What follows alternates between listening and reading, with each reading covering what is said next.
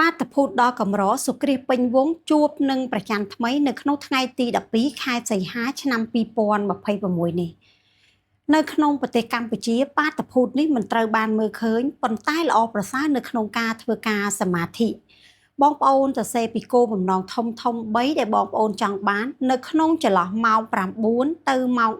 10:59នាទីយប់នេះធ្វើការបែរខ្នងទៅកាន់ទិសខាងជើងឈៀងខាងកើតយើងអុជទៀនម្ដងនៅចំពោះមុខរបស់យើងនៅក្នុងការធ្វើការសមាធិរកទីតាំងដ៏សមរម្យគ្រប់គ្រងនៅចង្វាក់ដង្ហើមរបស់យើងឲ្យមានភាពស្ងប់ប្រើមโนចិត្តយើងឲ្យដូចជាការពិតនៅការលាងសម្អាតនៅរាល់ធម្មពលអវិជ្ជមានភាពជាប់គាំងនៅក្នុងមុខរបរអាជីវកម្មការងារហើយទទួលមកវិញនៅដំណោះស្រាយចំណេះជំនាញថ្មីនៅក្នុងការដឹកនាំអភិវឌ្ឍនៅជីវិតរបស់យើងឲ្យកាន់តែមានភាពល្អប្រសើររយៈពេលនៃការធ្វើការសមាធិយើងអាចធ្វើពី5ទៅ15នាទីទៅតាមលក្ខខណ្ឌជាក់ស្ដែងបន្ទាប់ពីការធ្វើការសមាធិចប់បងប្អូនសូមផ្សាយ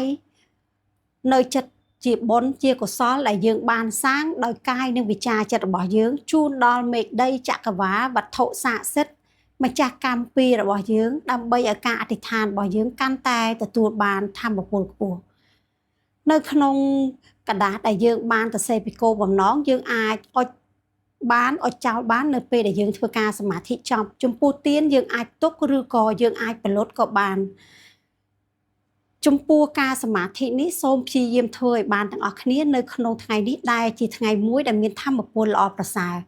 ជូនពរបងប្អូនទាំងអស់គ្នាឲ្យសម្រេចទៅតាមបំណងប្រាថ្នាដែលបងប្អូនបានប៉ងនៅក្នុងថ្ងៃនេះដែលជាថ្ងៃដែលមានធម៌ពលខ្ពស់នៅក្នុងចក្រវាឡ